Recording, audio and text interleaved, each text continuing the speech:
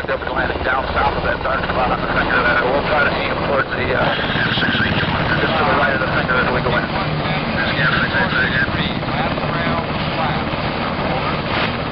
Last round. Since the 1960s, there have been significant changes to Army aviation. Equipment, tactics, and doctrine have changed, resulting in superior mobility and superior lethality capabilities. With these large changes came smaller, though no less significant changes. Feedback and suggestions from aircrew members, coupled with combat experience, help aid research and development teams in designing a better flight helmet. Changes to communications equipment, retention system, and a lighter, tougher, more resilient shell help produce a flight helmet that was lighter and more comfortable to wear, a factor that is key when wearing a flight helmet on missions that can last anywhere from 4 to 13 hours.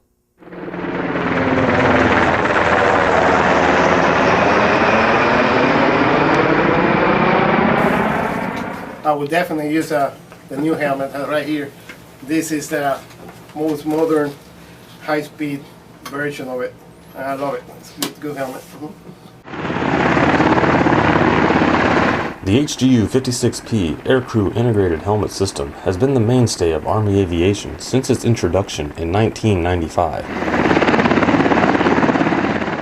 With several new innovative features not found on previous aircrew helmets, the HGU-56P has proven to be a reliable and effective aircrew helmet that provides better crash protection, greater comfort for the wearer, and better communications in a high-noise environment.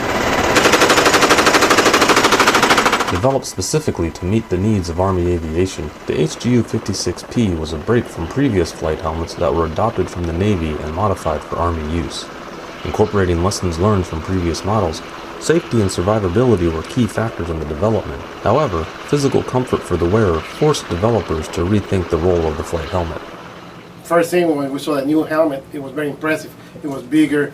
We're still thinking about the Darth Vader and Star Wars era. We saw that shape of that. We thought, oh my God, we're going to look like Darth Vaders. But actually, once we put it on, I felt how comfortable it was and lightweight compared with this one. It's a big change. Everybody embraced the change with no problem. In 1984, the U.S. Army's Aeromedical Research Laboratory released a report which evaluated the performance of flight helmets in a crash sequence. The research did not include helmets damaged as a result of combat operations. This indicates that designers considered the crash sequence to be the greatest danger to aircrew members rather than hostile fire. The majority of the helmets tested were the third model flight helmet adopted by the Army, though a small number of first model helmets were analyzed. On arrival, each candidate receives an APH-5 flight helmet. He knows it will be weeks before he can wear it for real, but it's nice to look forward to. This first model flight helmet, officially adopted by the Army in 1958, was the first flight helmet for use by aircrew members. Designated the Aviator Protective Helmet No. 5, or APH-5 as it is commonly called, this Navy-designed helmet had been worn unofficially by some Army pilots since 1954. Capable of absorbing crash impact forces and provide head protection in an aircraft crash, it also boasted Army-specific communications equipment. A single visor provided eye and upper facial protection, as well as protection for the forehead and front part of the skull, an area prone to an injury in an aircraft crash. You know how it is when you get one earphone out in your helmet and it switches back and forth all the time? Affirmative, I had one of those. Yeah, I got one that's driving me batty. In 1962, the Army began developing an improved version of the APH-5.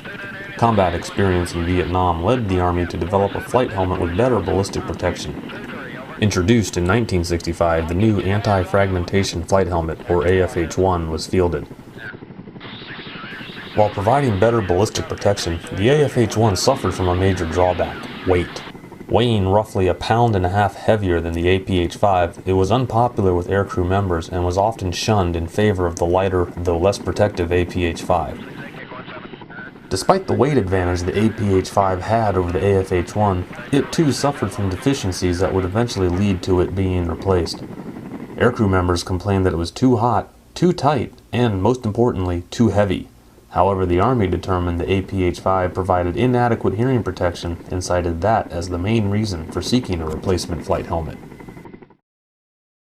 In the mid-1960s, the Army began searching for a replacement helmet. Once again, the Army turned to the Navy.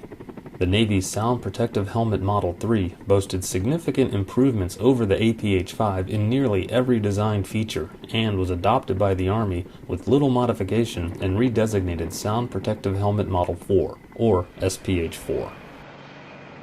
As aircraft design and mission requirements changed, the severity of helicopter crashes increased, resulting in increased head injury. It was found that 2 preventable major head injuries were occurring: concussions and basilar skull fractures. To reduce the occurrence of concussions, the thickness of the energy-absorbing foam liner increased from 0.38 inches to 1/2 inches. While the thickness was increased, the density of the EAL was decreased by 45%. This reduction of density enabled the EAL to compress more easily, allowing it to absorb more impact forces.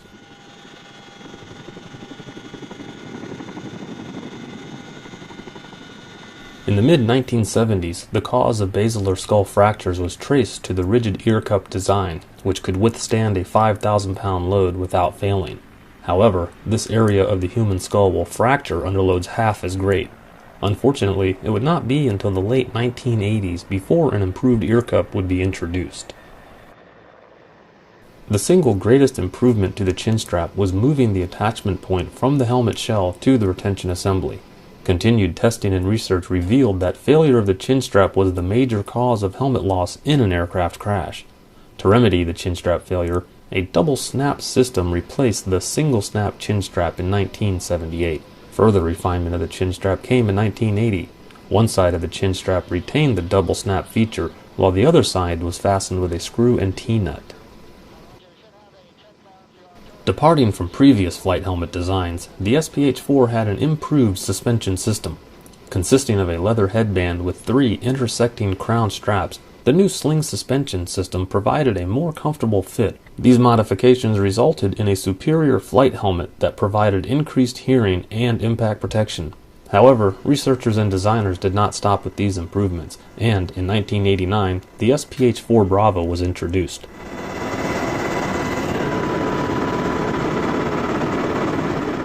The sling suspension system was replaced by a new thermoplastic liner. Introduction of the TPL had a significant effect on impact protection. Removal of the sling suspension allowed for a 25% thicker energy-absorbing liner that provided a 20% increase in head coverage. Important to the aircrew member was the comfort provided by the TPL.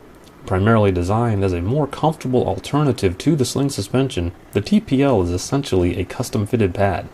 This custom fit allows for the helmet to be worn longer with less fatigue. The helmet retention system received improvements also. The double snap chin strap was replaced with a tab-type D-ring system similar to a motorcycle helmet, necessitating a change in chin strap design. A new chin strap yoke was introduced that was sewn directly to the retention assembly and secured to the helmet shell with 4 grommets. The improved SPH-4 Bravo weighed 2.8 pounds, as compared to 3.3 pounds of the previous flight helmet. Aircrew members noticed the improved comfort of the SPH-4 Bravo, due mostly to the reduced weight and improved retention system. As practical and functional as the SPH-4 Bravo was, its maximum potential as a flight helmet had been reached. Having used helmets designed by the Navy, the Army was limited to Navy design criteria. A helmet built to Army specifications was needed.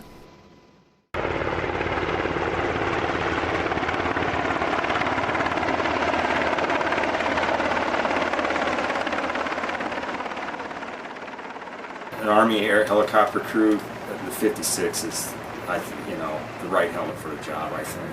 In addition to better impact protection, the specifications included provisions for helmet-mounted devices, greater hearing protection, and an increase in available helmet sizes. Overcoming the limitation of 2 helmet shell sizes, the HGU 56P helmet shell comes in 4 sizes. 6 sizes are realized through the use of varying energy-absorbing liner thicknesses. The HGU 56P helmet shell utilizes a hybrid construction of graphite and Spectra 1000 embedded in an epoxy resin to meet impact resistance design criteria. The helmet shell distributes impact loads over a greater surface area while resisting penetration from rigid contact surfaces. As far as crash worthiness and everything goes, it's a good helmet, I think. And then compared to SP4, it's echelons better than that helmet was. I think I feel a little more protected with this one just because it feels more like a motorcycle helmet does. You know, I feel like if this could sustain a trauma a little bit better. I can't fly without the CEPs. It became something I can't even fly without. You don't hear very clearly. It's just, it puts the voice right there inside your ear. It's clear. It's also 2 forms of hearing protection. Improvements for hearing protection came in the form of CEPs, communications earplugs.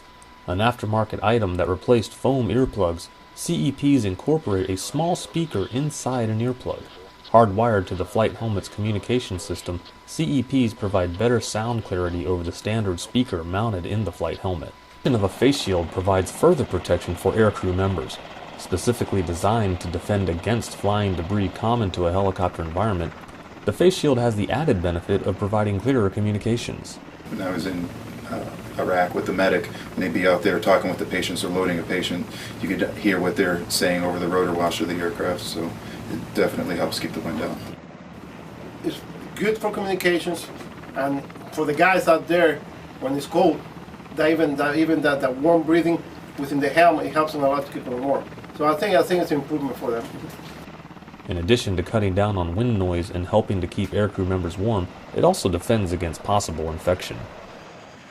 Was in the medevac with the medics where they had somebody who was bleeding out, and there was blood everywhere. And you know, in Iraq, you don't know what anybody's got. We were medevacing more local nationals than we were Americans. And God knows they've got hepatitis or whatever. You don't want to get that stuff in your mouth. So it was protecting them in the way that a surgical mask would. They'd wear a surgical mask under it. The face shield is not the only helmet-mounted device for the HGU-56P. The most common item mounted on the flight helmet are night vision goggles, or NVGs, which allow aircrew members to see at night. While NVGs can become heavy and tiresome after prolonged wearing, the benefit of being able to see in the dark outweighs these comfort issues.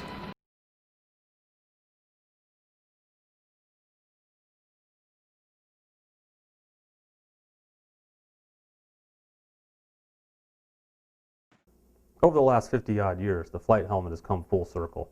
Initially, the Army wanted a flight helmet that would protect the wearer's head in the event of an aircraft crash. Through trial and error, it was determined that sound protection was important, and the Army sought a flight helmet that would protect the aircrew member's hearing.